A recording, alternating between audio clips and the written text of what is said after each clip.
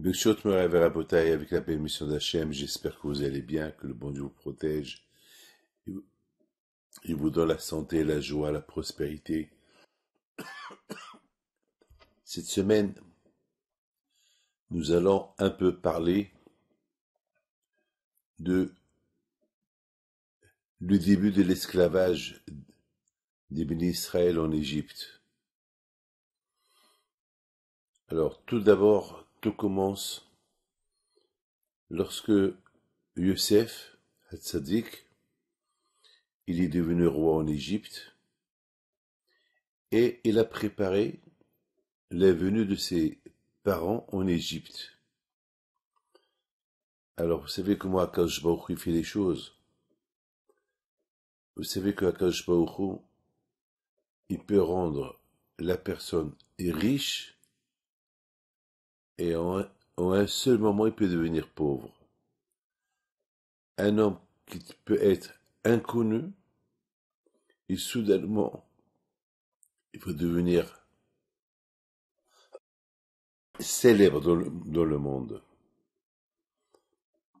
Quelqu'un qui est prisonnier et du coup, la liberté. Vous m'excusez. Vous savez, c'est Akadosh Baruch Hu. On dit Akadosh Baruch Hu, il grandit les gens. Akadosh Baruch Hu, il peut affaiblir les gens. On a vu Yosef Hatzadik, il était prisonnier. À vie. À vie. À l'époque, quelqu'un qui était prisonnier, quelqu'un qui était esclave, c'était un esclavage à vie. Et regardez, Pharaon, il a fait un rêve, personne ne pouvait lui traduire le rêve. On lui a dit, il y a un juif qui sait traduire les rêves. On l'amène d'urgence, il traduit, et tout de suite, Pharaon, il le nomme roi. Il lui a dit, selon ton rêve, que tu as expliqué, et ça se voit que ce que tu dis c'est vrai, parce que tu m'as donné beaucoup de détails dans le rêve que j'ai oublié de te dire que tu me les as dit, et que maintenant moi je me suis rappelé. Donc tu as dit qu'il y aura la famine, il y aura l'abondance. Alors, on commence par toi. Toi qui vas gérer les années de l'abondance, et c'est toi qui vas gérer les années de la famine. Parce qu'il y aura personne qui peut gérer comme toi. Ah, maintenant, la question que je vous pose, c'est beau. En un seul coup, Hachem, il a renversé la situation de Yosef. Alors, est-ce qu'on va essayer de comprendre? Comment est-ce possible que Pharaon, il croit à Yosef? Il se peut que Yosef lui ment. Comment? Vous savez, c'est facile de raconter des histoires. Mais il faut voir, est-ce qu'ils sont vrais? Est-ce qu'on peut les croire? Et les rêves que Pharaon, il a rêvés, que Yosef a traduits, c'est des rêves qu'on peut pas imaginer, c'est une imagination. Il lui dit, t'as rêvé 7 vaches qui sont grosses, t'as rêvé 7 vaches qui sont maigres, et les 7 vaches maigres, ils ont avalé les grosses. Vous savez, quelqu'un qui me raconte cette histoire, je rigole. Je rigole. Eh bien, il lui dit encore, tu as rêvé des tiges de blé, ouais, des tiges de blé, 7 tiges de blé, belles, très très belles, et d'arriver qu'à côté des tiges de blé, 7 tiges maigres, et les 7 tiges maigres, ils ont avalé les grosses. Et après, lorsqu'on voit les vaches maigres, ben, ils sont redevenus comme qu'ils étaient. Ça veut dire que si une vache maigre, elle avale une vache grosse, elle devient grosse. Non, elle restait maigre. Alors comment, ça c'est les rêves de Pao, ça l'a perturbé. Comment Youssef il a expliqué?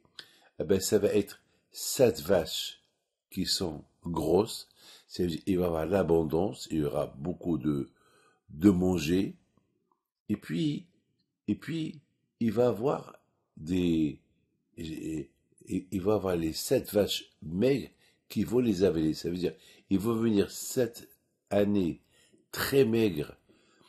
Il y aura beaucoup de famine et il y aura tellement de la famine que on va oublier les bons moments qu'il y avait l'abondance. Mes amis, Youssef, comment c'est la façon comment lui il a expliqué à Paro, comment Paro il a accepté. Paro il a accepté le rêve. Vous savez qu'est-ce que Paro il dit? Il dit à tout le monde, est-ce que vous avez vu un homme aussi intelligent que celui-là? Est-ce que vous avez un homme que Dieu est avec lui? C'est bizarre. Vraiment, mes amis, c'est bizarre. Tout d'abord, Paro, il n'est pas croyant. Paro ne croit pas en Dieu. Paro, à cette époque-là, il se prenait pour un Dieu. Et Youssef Hatzadik, il lui parle du bon Dieu. Il lui dit, Hachem, il t'a fait rêver ce rêve parce que voilà ce qui va se passer. Voilà ce qui va se passer. Il y a que c'est Hachem qui m'a mis dans ma tête pour que je t'explique ce rêve. Alors que Paro, il croit pas en Dieu. Soudainement, Paro, il croit en Dieu. Alors, Paro, il dit à Youssef, et pourquoi j'ai fait le double rêve? Et Youssef lui dit, parce que Hachem, il veut vraiment apporter cette malédiction. Alors c'est pour ça, lorsque tu l'as rêvé 2 fois, pour te confirmer et t'affirmer, Hachem, il veut te confirmer et t'affirmer que voilà ce qui va se passer. Et par qu'il est idolâtre, par qu'il ne croit pas en Dieu, soudainement il croit en Dieu. On a vu dans la paracha que les Égyptiens ne mangeaient pas la viande avec les Juifs. Parce que les Juifs, ils mangent la viande parce qu'ils ne croient pas dans la viande qui est Dieu. Et les Égyptiens, pour eux, la viande, c'est les animaux, c'est des dieux, et représentent Dieu. Donc on voit très bien que les Égyptiens ne mangeaient pas la viande. Alors comment quelqu'un qui ne croit pas dans le Dieu, quelqu'un qui croit en un autre Dieu, il va croire à Youssef? Comment vous expliquez ça? Et, et du coup, voilà, Youssef est devenu roi. Voilà. C'est très dur à expliquer cette histoire-là. Vous savez, mes amis, c'est ça la Torah. La Torah, c'est d'essayer de comprendre, même l'histoire. Parce que de l'histoire, on comprend la grandeur de Dieu. Parce que Dieu, comment on va croire en lui? Alors, lorsqu'on voit ce qu'il fait, la façon, c'est des messages. On voit des messages. Je voudrais vous raconter quelque chose qui est extraordinaire. Hier, j'ai appelé, je recevais les gens, et il y a une femme qu'elle qu'elle se plaint sur son mari. Parce que son mari, toujours, euh, lorsqu'il conduit, toujours, il voit euh, l'autre viseur. Toujours. Il passe plutôt son temps à voir ce qui se passe derrière lui, de la route derrière lui, le rétroviseur, au lieu de voir en face. C'est très dangereux. Alors, elle n'a pas pour son mari, elle aime son mari. Il me dit, Rabbi David, vous pouvez lui parler, qui voit, lorsqu'il conduit, qui voit en face. La route c'est en face, la route c'est pas derrière. Et c'est vrai, de temps en temps il faut voir ce qui se passe derrière, mais pas tout le temps. Il voit que tout le temps derrière. Avec le rétroviseur, il voit derrière. Alors, j'ai commencé à rigoler. J'ai dit, malheureusement, au lieu que les gens ils passent à toujours qu'ils voient devant eux, et vous savez, dans la vie, il faut kadema, il faut avancer dans la vie. Dans la vie, il faut pas reculer, c'est vrai.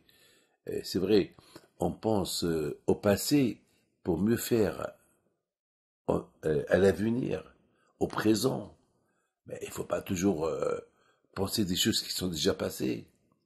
Il faut toujours... c'est vrai. Et j'apprends de Abraham, Isaac, Yaakov. J'apprends de mes grands-parents beaucoup de bonnes choses qui se sont passées pour les mettre à l'avenir, pour les vivre au présent. Mais il ne faut pas que je vive dans le passé. Vivre dans le passé, c'est voir derrière moi. Il faut aller devant, il faut avancer dans la vie. Il faut pas reculer dans la vie. Pas reculer dans la vie. Et, mes amis, vous savez, au même moment que le couple ils sont sortis, ben, il y a mon fils Rabbi Raphaël qui m'appelle. Et puis je lui dis ça. Il me dit papa, pourquoi tu me dis ça? Je lui dis, je lui dis, étant donné que je viens d'écouter ce problème, et toi tu m'appelles, alors je lui dis peut-être c'est un message. Lorsque tu conduis, et il faut dire au chauffeur toujours de conduire lorsqu'il conduit, toujours qu'il voit en face, derrière, de temps en temps, pour prendre des repères, pour voir que tout va bien. Mais il faut voir toujours en face. Lorsqu'on conduit, on voit en face. Je lui dis, papa, merci beaucoup, parce qu'on prend la route maintenant de Marseille à Lyon. Donc c'est un bon message, papa, je vais lui dire, qu'il fait attention. Oui, mes amis, tout ce qui se passe, il y a un message. Ah, bien sûr, mes amis, ce message-là de ces deux rêves qu'il a rêvés par haut, et que Youssef, le juif, il lui a expliqué, et que par haut qu'il est idolâtre, il les croit, c'est un message pour nous. C'est quoi le message pour nous? Ben Hachem. Lorsque Hachem il veut ouvrir la tête de quelqu'un pour qu'il croie en lui, il peut. Hachem c'est le patron. Hakadosh Baruch Hu, c'est le patron. Hakadosh Baruch Hu, il est capable de changer les situations. Vous vous rendez compte? Vous vous rendez compte? Un Yosef croyant, un Yosef qu'il était jusqu'à maintenant esclave, il était dans un trou d'une prison pendant 12 ans, soudainement maintenant il est en face, le grand roi, l'un des rois, qu'il est un peu affolé à cause des rêves qu'il avait, et il y a un juif esclave qui lui dit, ah ben ton rêve, c'est le bon Dieu qui t'a fait rêver.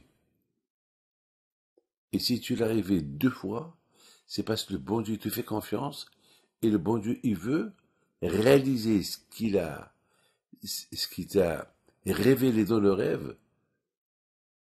Alors, à toi, parent, de faire attention, à toi, parent, maintenant, de prendre conscience, à toi, parent, d'être responsable de comment gérer les 7 ans d'abondance et les 7 ans de la famine, parce que si vous n'avez pas du stock pour les 7 ans de famine, toute Paro et tout l'Égypte, elle va mourir, ils vont tous morts. Et Paro y croit. Et Paro y croit.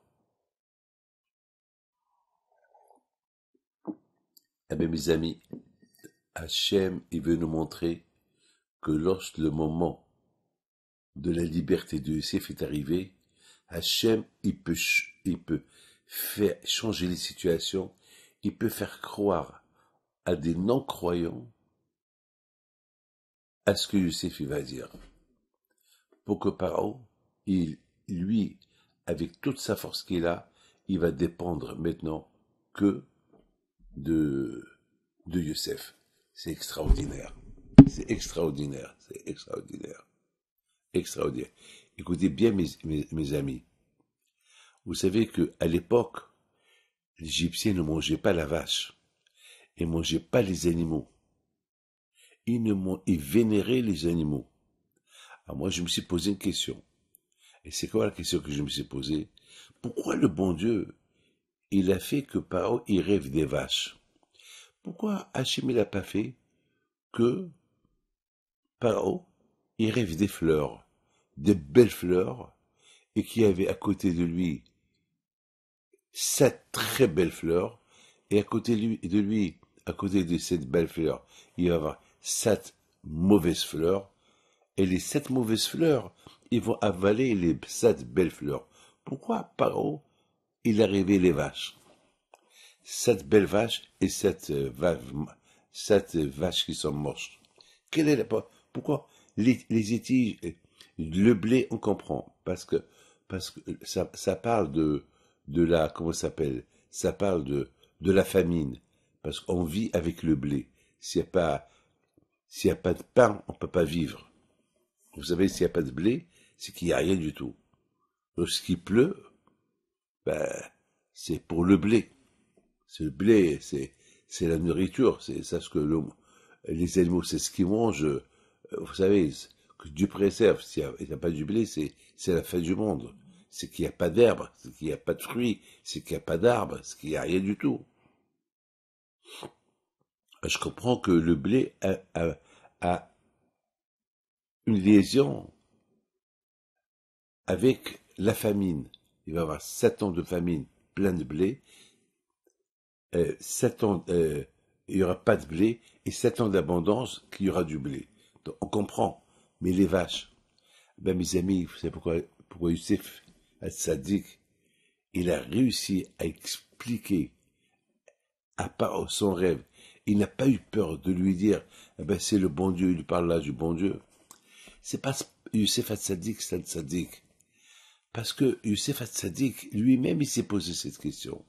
Youssef al-Sadiq, il s'est posé comme question, mais pourquoi Paro, il a rêvé 7 vaches, 7 belles vaches, et 7 vaches qui sont moches, et les 7 vaches moches qui ont avalé les 7 belles vaches qui sont grosses et tout.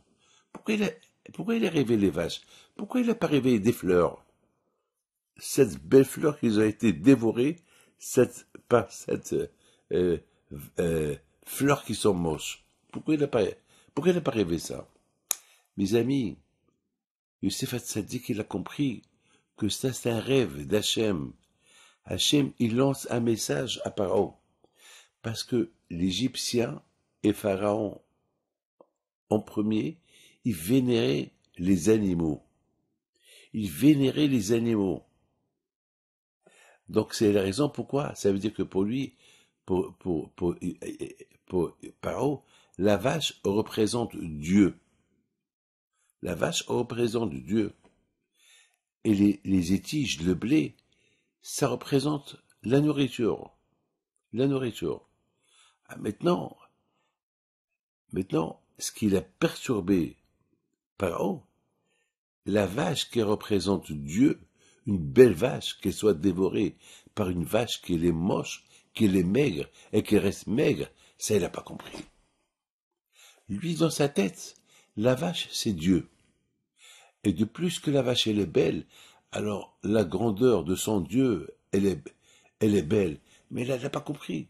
Il a compris comment une vache moche, elle avale une vache belle. Et c'est pas la vache belle, grosse, qu'elle avale la moche, qu'il est maigre et petite. C'est ce qu'il n'a pas compris. Mais la vache représente Dieu. Alors, le Dieu qui est beau, qui est gros, qui est grand, il se fait dévorer par une petite vache maigre. Ça, il n'a pas compris. C'est pour ça, il y a Youssef al-Sadiq qui lui a dit, il lui dit, Paro, maintenant, tu vas mettre de côté ta émouna, tu vas mettre mettre ta foi dans la puissance des vaches, Dieu, de côté, mais toi tu vas m'écouter. Mais toi tu vas écouter le vrai message du bon Dieu. Laisse tes dieux. Laisse tes dieux. Tes dieux, tu regardes, ils sont pas valables. Ils sont pas valables. Des dieux maigres, qui avalent des dieux grosses. C'est pas logique. C'est pas logique. Ton rêve, ça parle de la famine. Les vaches qui mangent le blé. il va avoir 7 ans d'abondance. 7 ans de blé. Il va avoir de l'abondance. Les vaches, ils vont grossir. Mais après, la famine, elle va venir. Et Paro, il a compris. Il voit Yosef. Il voit une vérité en face de lui. Parce que Yosef, il sait que devant lui, il y a un roi qui n'est pas croyant. Donc, Paro, il se dit, mais Yosef, il devait faire attention comment il me parle. Il sait que moi, je suis pas croyant. En plus, il est en train d'humilier mon Dieu. Il dit que mon Dieu, qui est la vache, et se fait dévorer par des vaches qui sont maigres, et qu'il va avoir, en conséquence, il va avoir la famine.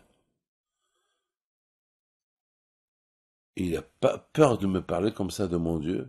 Ben, s'il n'a pas peur de me parler comme ça de mon Dieu, c'est que ce qu'il dit, c'est vrai.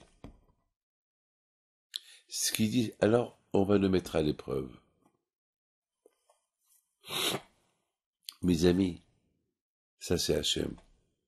Au moment qu'Akadosh Baruch Hu, il va envoyer la délivrance à quelqu'un, Akadosh Baruch Hu, tout de suite. Vous savez, mes amis, il y a cette semaine, j'ai reçu une femme de Chicago que, après des dizaines d'années qu'elle n'a pas eu d'enfants. Et grâce à Dieu, elle a eu 2 enfants. Et BMTA, il n'y avait pas d'espoir. Et Baruch Hashem, Akadosh Baruch Hu lui a donné des enfants. Les médecins ne comprennent pas. Je vous raconte une autre histoire. Il y avait un autre qui n'avait pas de papier en Amérique. Et le jour qu'il devait rentrer chez lui, après quelques années à rester en Amérique sans papier, sans rien du tout, sans mariage, sans rien, perdu. Et je l'avais vu l'année dernière. Et je lui avais dit, mon fils, retourne au Maroc. Parce qu'il est d'origine du Maroc. Ici, tu vois là, tu as 35 ans, tu n'es pas marié, tu n'as pas de travail, tu n'as pas de papier, tu n'as rien du tout. Ça fait 7 ans que tu es là. Retourne au Maroc. Mais il me dit, mais qu'est-ce qu'ils vont dire mes copains? Entre-temps, ils ont fait des affaires. Et mes copains, ils se sont mariés, ils ont des enfants. Et moi, voilà, j'arrive. Quelle honte. Alors que, il y a 7 ans, je travaillais avec mon père, j'avais une belle voiture et soudainement, j'ai eu un coup sur la tête que je vais devenir l'Américain milliardaire et le rêve de venir ici avec une Ferrari, etc. Je dis, écoute-moi mon fils, oublie ta Ferrari, oublie tout, retourne à la raison. Vois en face toi, ne vois pas derrière toi. Ça y est, tu as fait une bêtise, mais retourne. Et j'ai vu qu'il hésitait. Je dis, écoute, on va faire toi et moi un deal. Tu mets tefilin, tu pries, il me dit non. Tu manges le kasher, il me dit non. Et tu fais Shabbat, il me dit non. Alors je lui dis, on a dit moi que tu fais quoi? Il me dit, je fais rien. Je dis, comment tu fais rien? Comment tu es marocain, tu es d'origine du Maroc. Et il me dit, Rabbi David, je suis venu en Amérique et je voulais vivre à l'américaine et je voulais me déconnecter du passé. Et voilà, maintenant je me trouve sans rien et maintenant je sais pas quoi faire. Et voilà, maintenant je me mets entre les mains du bon Dieu. Et je me rappelle lorsque la communauté juive au Maroc, ils allaient à Rabbi Amr Ben Diwan, ils allaient à Rabbi Yahya al-Khadar, ils allaient pèleriner Rabbi Hin Pinto, Rabbi David Ben Baruch. Et maintenant tous ces idées-là me viennent à la tête et je dis, ben voilà, c'est la preuve que le bon Dieu veut que tu retournes au Maroc. Il me dit, Rabbi David, je suis d'accord avec vous, mais je veux devenir quoi au Maroc? Et la honte? Comment? Et il n'y a pas de femmes là-bas, il n'y a pas de filles, il n'y a pas des filles à mon âge, il y a peut-être que des filles de 17 ans, 18 ans. Qu'est-ce que je vais faire? Je dis, tu sais, mon fils, maintenant, tu es perdu. T'es perdu. Oui ou pas? Il me dit oui. J'ai touché mon fils, et mes amis, je vous raconte la vérité, hein. Ça s'est passé l'année dernière, à l'époque de l'histoire de Youssef Hatzadik. À l'époque de l'histoire de Youssef Hatzadik, qui était en prison, à vie, esclave, il a rien espéré, fini pour lui, et en en une seconde, le bon Dieu lui a ouvert les portes, et en une seconde, la liberté. Comme, comme un pauvre qui joue le loto, et soudainement on lui dit que tu as gagné 1 milliard de dollars. En une seconde, il est devenu milliardaire. Là aussi. En une seconde, Youssef est devenu roi. En une seconde, il y a Paro, il est perdu, il est entre ses mains, et c'est Youssef qui lui traduit le rêve à sa façon. Paro qui ne croit pas en Dieu, soudainement il commence à croire en Dieu. Paro, qui est intelligent, il aurait pu dire à Youssef, mais tu dis des bêtises. Quoi, mon Dieu, la vache, parce que l'Égyptien vénérait les vaches. Quoi, mon Dieu, la vache, elle va être une grosse vache, une belle vache. 7 belles vaches qui sont avalées par des petites vaches moches et mauvaises. Tu me racontes des bêtises. Et tu me dis, voilà, ton Dieu, c'est pas ton Dieu, il n'y a rien. Comment tu parles du mal de mon Dieu? Et Youssef, c'est un homme droit. Il a dit la vérité. Et dans cette vérité, il y avait la vérité. Et Hachem, il a fait l'impossible, il a rendu possible. Paro qui ne croit pas en Dieu, il a commencé à croire en Dieu tout de suite. Paro qui croyait dans les vaches, qu'ils avaient un pouvoir, il ne croit plus en eux maintenant. C'est fini. Et je me rappelle, j'ai commencé à lui parler de ça. J'ai dit, mon fils, écoute-moi. Change. À l'instant que je te parle, tu es comme Paro qui ne croit en rien. Commence à mettre tes filines. Commence à manger cachère. On va se donner 3 mois. Retourne à ta source. Viens ici à la synagogue. Je vais présenter un rabbin. Viens. Un petit cours de Torah. Après 3 mois. 80 jours. Si ça va pas, retourne au Maroc. Ici, Hachem t'ouvre une porte, alors tu restes. Mes amis, il y avait le fait qu'il a une bonne éducation au Maroc, que ses parents, ils lui ont ancré la foi des tzadikim dans son cœur. Il me regarde, il me dit, Rabbi David, je me rappelle, lorsque ma mère, elle me prenait à Behia al-Khadar. Je me rappelle lorsque maman, elle me prenait à Rabbi Amra ben Diwan. Je me rappelle lorsque ma mère, soudainement, tous les belles souvenirs, ils arrivent. Et je me rappelle, lorsqu'on faisait Pessah, on allait à Marrakech pour Pessah. Il commençait à me raconter soudainement, il s'est connecté avec son passé juif. Et puis, mes amis, cette année, je le revois avec une femme. Je l'ai reconnu. Je lui ai dit, dis-moi, c'est toi le juif marocain à qui j'ai conseillé de retourner au Maroc. Alors, on a fait un deal de 3 mois. Il a commencé à rigoler. Il me dit, Rabbi David, j'ai respecté le deal à la lettre. À la lettre. Et après 3 mois, rien ne s'est passé. J'étais toujours pauvre, sans femme, sans travail, sans green card, sans rien du tout. Et j'ai écouté ton conseil de retourner au Maroc. Et mes parents, ils étaient contents que je retourne au Maroc. Et c'est ce que j'ai fait. Et je vais à l'aéroport. Et j'ai pris l'enregistrement Je devais passer la police. Et il y a quelqu'un qui m'appelle, un ami que j'ai pas vu des années. Alors on s'embrasse, on part, qu'est-ce que tu fais? Je retourne au Maroc. Qu'est-ce que tu faisais là? Ah ben, voilà, je retourne parce que j'ai pas de carte, j'ai pas ça, j'ai pas ça, j'ai pas ça. Ah bon? Attends, tu sais, je viens de commencer une nouvelle affaire. Est-ce que c'est Baruch Hashem, grâce à Dieu, le bon Dieu t'a envoyé. Toi, je te connais, je sais, tu es un homme bien, je connais tes parents, on était copains. Viens, on travaille ensemble. Tiens, viens, on travaille ensemble. Et je connais celui qui m'a fait ma green card, il peut te la faire toi aussi. Il a des connexions, ça va vite avec lui. Il a commencé, alors tout de suite, le rêve américain. Il a commencé à, mais le pauvre celui-là, il savait pas quoi faire. Maintenant, il a le billet, il a le boarding card pour rentrer. Et tout est fait. Et soudainement, les portes s'ouvrent.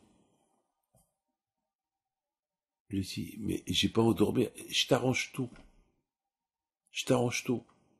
Bon, grâce à Dieu, tu parles bien l'anglais et j'ai besoin de toi. Parce que moi, je suis nouveau en Amérique et grâce à Dieu. Mais vraiment, le bon Dieu t'a envoyé. Et tu sais, maintenant, je dois voyager à Washington. J'ai une affaire à signer. Voilà, si tu veux, viens, on voyage ensemble. Oh, on voyage ensemble. Au lieu que tu voyages au Maroc, voilà, le royal, viens, on voyage ensemble. Mes amis, je l'ai vu cette année. Grâce à Dieu, il va se marier. Baruch Hashem, il travaille. Sa green card, bientôt il va la recevoir. Et Baruch Hashem, il est devenu maintenant à 50% associé dans cette belle société qu'elle marche. Il m'a même donné $2600. Pour qu'il me donne $2600, c'est que grâce à Dieu, son affaire, elle marche. Il me dit, Rabbi David, merci. Je dis, rien. Tu as fait ce que Youssef Hatzadik, il a fait. Youssef Hatzadik, il avait l'émouna à Kadosh Baruch Hu. Toi aussi, c'est ce que tu as fait. Youssef Hatzadik, de la prison, il est devenu roi. Toi aussi, d'un renvoi où tu devais y aller, pauvre, sans femme, sans rien, Akadosh Baruch Hu, il t'a changé ta situation en 1 minute. Vous savez qu'est-ce que j'ai vu hier? Quelque chose que vous ne pouvez pas imaginer. J'étais en train de recevoir les gens. Il y a un homme qui vient chez moi pour demander une bracha pour le mariage. Il a 38 ans. Il sort de mon bureau. C'est une jeune femme qu'elle rentre, qu'elle a 32 ans. Une bracha pour le mariage. Et je lui dis, Madame, tu connais le monsieur qui vient de sortir? Elle me dit, il était pressé parce qu'il doit aller au travail. Et moi, je devais rentrer avant lui. Il m'a demandé si la permission, si je pouvais le laisser rentrer en premier. Et j'ai appelé le secrétaire. Je lui ai dit, celui qui est sorti, mais tu as son téléphone? Il me dit, oui, j'ai son téléphone. J'ai appelé le qui vient tout de suite. Eh ben, il a appelé. 10 minutes plus tard, il est retourné. Et moi, j'ai pris mon temps. J'ai discuté avec la fille. Le monsieur, il rentre. Et je le vois. J'ai écouté. Tu es venu pour une bracha pour le mariage. Toi, tu es venu pour une bracha pour le mariage. Je sais pas. Tu lui as demandé ta place. Et t'as donné sa place. Alors, peut-être, voilà, je vous fais le chidour. Toi, je te connais pas. Elle, je la connais pas. Mais, je sais une chose. Que vous deux, je vois d'après la kippa, je vois d'après votre allure, vous êtes des gens religieux, qui croient en Dieu. Je vous fais les chidour. Mes amis, le soir, les deux sont venus chez moi. Donc c'est moi qui ai fait les chidour. Il s'avère que je connais les parents du garçon. Parce que les parents du garçon, ils sont venus. Rabbi David, on connaît la famille. Et c'est vrai qu'ils se connaissaient la famille. Ben voilà, regardez comment Akadosh Baruch Hu, il fait les choses. Vous savez, il y a ce qu'on appelle l'inattendu. Vous savez, parfois, on est désespéré. On est désespéré. Comme, encore une histoire. Une femme, la pauvre, qui lui ont trouvé des polypes dans la coloscopie qu'elle a fait, elle devait faire une opération. Mais il y a une attente. Une attente. Et la pauvre était stressée. Il y a de la famille qui l'ont stressée. La pauvre vient chez moi, elle pleure, elle ne sait pas quoi faire. Ben, vous savez quoi? Vous savez quoi? Je lui dis, Madame, je connais quelqu'un qui était chez moi cette semaine, et lui, c'est un chirurgien, et lui, les, euh, euh, c'est, il fait les radios des intestins, il est expert. Je vais l'appeler. Je l'ai appelé. Vous savez me dire, Rabbi David, ce mois-là, c'est vraiment, il n'y a pas de place, mais je trouverai une place pour la jeune femme là que vous allez m'envoyer. Vous voyez, mes amis, comment les choses, à Kajvoro, il arrange. C'est des choses qu'on comprend. Mais je vous raconte une autre histoire. Ma sœur, Marcel, la fille à ma sœur, elle est mariée avec quelqu'un qui s'appelle Monsieur Nasser. C'est un Syrien, un juif syrien. Et sa mère était malade l'année dernière et elle a donné un gros don pour la santé de sa mère. Mais sa mère, elle est morte. Malheureusement, sa mère, elle est morte. Alors, Shabbat dernier, on a passé Shabbat ensemble. Un groupe des gens, on était tous ensemble. On a fait un beau Shabbat. Et le pauvre de loin, je le voyais. Lui aussi était là avec, entre-temps, Baruch Hashem, il a un fils. Et il était en train il était peiné. Il était peiné. On voyait, il a perdu sa mère. Elle était jeune. Et on voyait la peine. Et j'ai dit à Hachem, c'est Shabbat. Aide-moi à ce que je lui dise quelque chose pour apaiser un peu sa tristesse. Aide-moi, Kadosh Baruch. Bon Dieu, aide-moi. Alors je l'ai appelé. Je lui ai dit, Shlomo, comment ça va? Il me dit, bon, Hachem, ça va. Ça va. C'est pas facile. Ça va. Il me dit, je voudrais que vous me disiez quelque chose pour me consoler pour ma mère. Je lui ai dit, mon fils, tu sais, j'étais en train de te voir et j'ai réfléchi que la meilleure chose et la plus belle chose que tu peux faire, c'est de faire des livres, d'imprimer des livres à la mémoire pour ta mère. Parce que ta mère, elle est à Gan Eden, c'est parce qu'elle a souffert, même si elle a fait des fautes, le bon Dieu lui pardonne les fautes. Alors, je pense, il faut faire ça. Presque il s'est évanoui. Presque il s'est évanoui. Alors, il y avait des gens à côté de moi. Alors, on lui dit, ça va, ça va? Il me dit, Rabbi David, merci beaucoup. Je dis, pourquoi? Il me dit, avant que je suis venu vous voir pour vous souhaiter Shabbat Shalom et boire un lehaïm avec vous, j'ai pensé de ma tête, j'ai dit, peut-être je vais demander à Rabbi David, quelle chose je vais faire, quelle chose je peux faire pour la mémoire de ma mère. Et je vais voir ce qu'il va me dire. Peut-être des livres. Il me dit, Rabbi David, c'est ce que j'étais en train de penser, et c'est ça ce que vous m'avez dit, et je l'ai dit à personne. Au moment que vous m'avez appelé, j'étais en train de penser ça. Alors je lui ai dit, mon fils, tu vois, c'est de là qu'on voit que c'est Hachem qui gère le monde et c'est Hachem qui décide tout. Regardez, il était peiné, il voulait faire quelque chose à la mémoire de sa mère, mais il voulait voir qu'est-ce que moi j'allais lui dire, parce que je l'ai appelé. Et je lui dis exactement ce qu'il pensait faire pour sa mère, je lui ai dit. Regardez comment Hachem, il envoie des messages. Et grâce à Dieu, après, il était heureux, il était content, il a passé un bon Shabbat, et grâce à Dieu, ça, il s'est calmé. Mais, mes amis, pourquoi je vous raconte ça? Je ne vous raconte ça, pas ça pour me vanter. Non, j'ai rien à me vanter.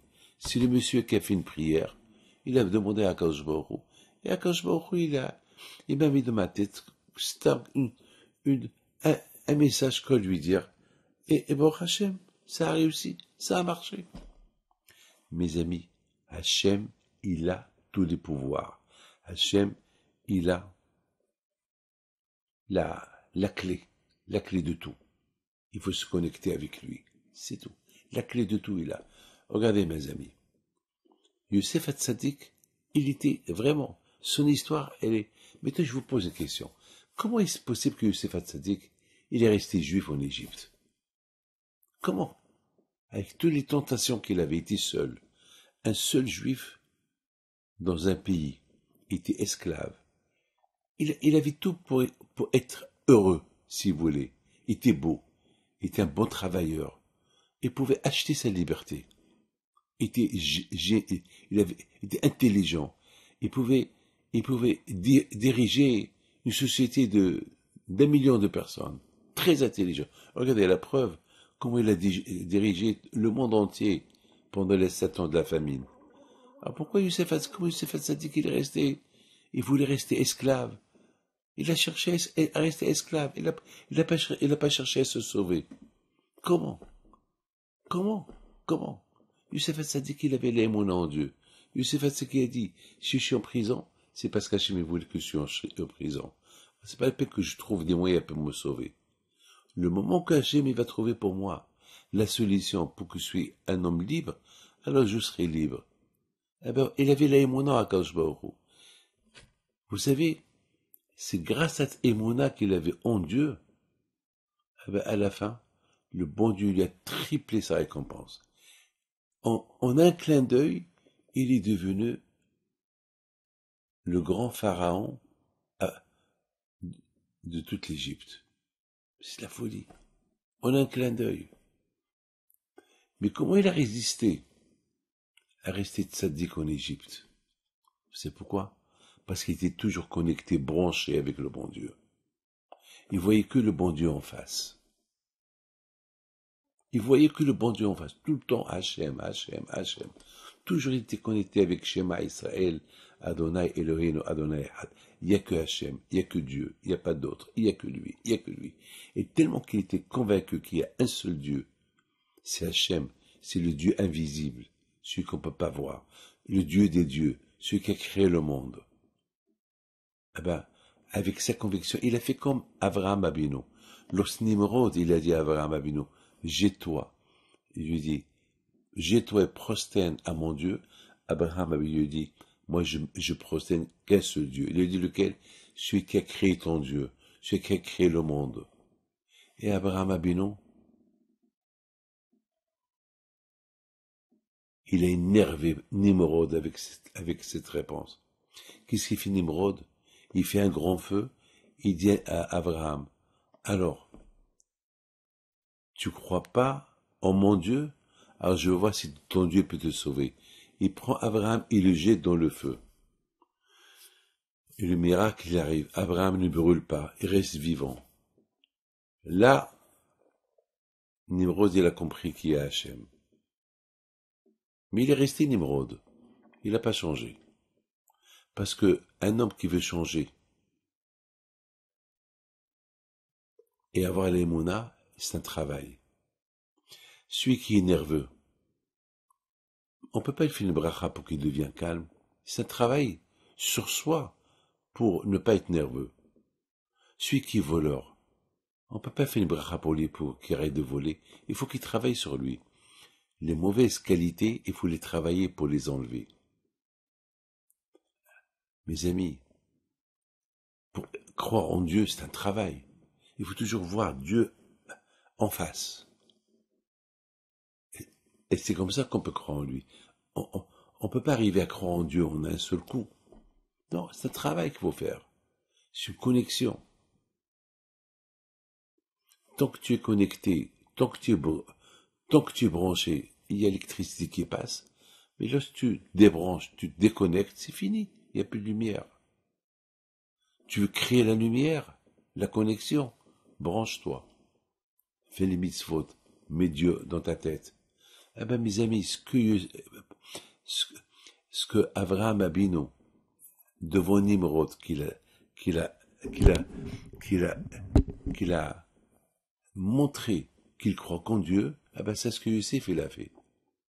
Lorsque Youssef Hatzadik, il était en Égypte, il avait pas honte de déclarer qu'il est juif. Il n'avait pas honte de son judaïsme. Les gens l'appelaient l'esclave, le juif esclave. Il leur disait présent. Lorsqu'il s'est mis devant Paro, lorsque Paro, il avait fait un rêve, eh ben, Youssef Hatzadik, là, il voit deux solutions. Faire kavod à Paro, faire kavod à son Dieu, et lui expliquer le rêve. Et Youssef Hatzadik, il lui dit, Paro, ce rêve que tu as fait, c'est le Dieu, le créateur du monde, qui te l'a mis dans la tête. Que ton Dieu est les zéros. Les 7 grosses vaches qui représentent ton Dieu, tes dieux, ils vont être dévorés par des petites vaches que tu pourras jamais même les vénérer. Ils sont tellement moches que tu auras honte de les vénérer. Ils vont être dévorés par. Mais c'est grave ce qu'il dit. Mais c'est grave. Il met pas en colère. Il se met en danger. Youssef, il n'a pas peur. Il a dit, si par il a fait ce rêve-là, c'est que Hachem, il veut lui envoyer un message. C'est quoi le message? Les 7 vaches grosses qui mangent que de l'abondance, tout ça qui sont grosses. Et ils ont mangé quoi? Du blé, de l'herbe. Et voilà, ils vont venir après 7 vaches, 7 années, qui vont être maigres, qui vont avaler les belles tiges. Et il y aura la famine. Il n'a pas eu peur de dire ça à Paro. Et Akadosh Baruch Hu, il a fait. Est-ce que les paroles de Youssef ont été acceptées et il est devenu roi? Mes amis, je termine avec une belle histoire. Elle est belle. Il y avait, mes amis, il y avait quelqu'un qui avait l'habitude toujours d'allumer la Hanouka. Et avant qu'il ait allumé le dimanche, ce fameux dimanche du mondial, eh ben, c'était avant d'allumer la Hanouka, il partit à la synagogue faire la prière. Alors, il sort de son travail et il voit que le bus, il n'arrivait pas tout de suite. Il a fait l'autostop. Quelqu'un s'est arrêté. Oui, ben, si ça vous dérange pas, je vais à tel endroit à la synagogue. La synagogue, moi aussi je vais à la synagogue. Le chauffeur, il s'arrête à côté d'une synagogue. Mais c'est pas la synagogue que notre monsieur, il cherchait. Bon, mais c'était l'heure de la prière. Il sort. Il rentre à la synagogue. À la sortie après la prière, il y avait là-bas un stand. Il y avait un monsieur qui vend l'huile de Hanouka. L'huile d'olive pour allumer Hanouka. Il s'est rappelé, oh là là, j'ai pas acheté l'huile, oh là là. Il était content, il disait, bon, Hachem, moi je voulais prier à ma synagogue, ben le bon Dieu l'a fait que je suis venu prier ici, voilà, bon Hachem, voilà, grâce à Dieu, là je vais allumer la Hanouka ce soir avec la bonne huile. Oh là là, je me raconte, imagine-toi que, après la prière, je vais à la maison, c'est Hanouka, j'ai pas d'huile. Où je vais trouver l'huile? Une fois qu'il a acheté l'huile, il y a le chauffeur qui vient chez lui. Il lui dit, bon, on a prié, tu as acheté l'huile, et si vous voulez que je vous ramène là où je vous ai pris, ben je vais retourner par là-bas. Il lui a dit d'accord. Mais il lui a raconté. Il dit, ben bête, c'est la providence divine. Moi, j'ai complètement oublié. J'ai une belle Hanouka, et j'attendais la fête de Hanouka, mais j'ai pas d'huile, et j'ai oublié qu'il fallait acheter de l'huile. Et moi, je devais aller à la synagogue. Et toi, tu m'amènes aussi à la synagogue. Baruch Hashem, je suis content. J'ai acheté l'huile, mais, non, j'ai prié. Et, Baruch Hashem, en voyant lui, je me suis rappelé que j'ai pas d'huile. Donc, regardez mes amis. Lorsqu'un homme, il est connecté au bon Dieu, alors même s'il oublie quelque chose, le bon Dieu le rappelle. Regarde, ce monsieur-là, il a la Hanouka. Il a déjà préparé sa Hanouka. Mais il a oublié l'huile. Alors, qu'est-ce qu'il a fait à Kosh Baruch Hu? Il a fait à ce que il n'avait pas de voiture, à ce qu'il n'y a pas de bus, à ce qu'il y a une voiture qui arrive, il fait l'autostop, ce monsieur-là, il s'arrête, lui il va à la synagogue, au lieu qu'il le prend à la synagogue du monsieur, le propriétaire de Hanouka, il le prend à la synagogue où lui il va, parce que là-bas, il va trouver l'huile, parce que là-bas il va voir le monsieur qui vend l'huile, il va se rappeler qu'il n'a pas acheté l'huile, il va acheter de l'huile, et puis le même monsieur qui le ramène là où il a pris, et il monte chez lui, il allume la Hanouka. Comment vous comprenez ça? C'est des milliards d'histoires qu'on vit tout le temps. Que le bon Dieu vous protège et vous donne la santé, la joie, la prospérité. Amen. Voilà, n'oubliez pas une chose. La providence divine, lorsqu'on croit en Dieu, c'est Dieu qui t'ouvre les portes, première chose. C'est Hachem, il a ses calculs pour tout. Beaucoup des fois on croit que c'est du mal qu'il nous fait, et de ce mal il va sortir le bien. Beaucoup des fois, lorsqu'on se met entre les mains de Dieu, on dit Hachem, c'est toi qui dirige ma vie, il va bien diriger ta vie, et tu auras ce que tu veux. Voilà mes amis, voilà c'est en 2 mots, voilà ce qui était l'inattendus, les, au lieu que tous les espoirs ils sont perdus chez Yosef Hatzadik, on voit que non, le contraire. Yosef Hatzadik, en quelques secondes, est devenu le chef de l'Égypte. Pourquoi? Parce qu'il croyait en Dieu. Il mettait toujours Dieu en priorité. Celui qui a peur du bon Dieu et qui croit qu'au bon Dieu, le bon Dieu lui ouvre les portes. Que le bon Dieu protège. Amen.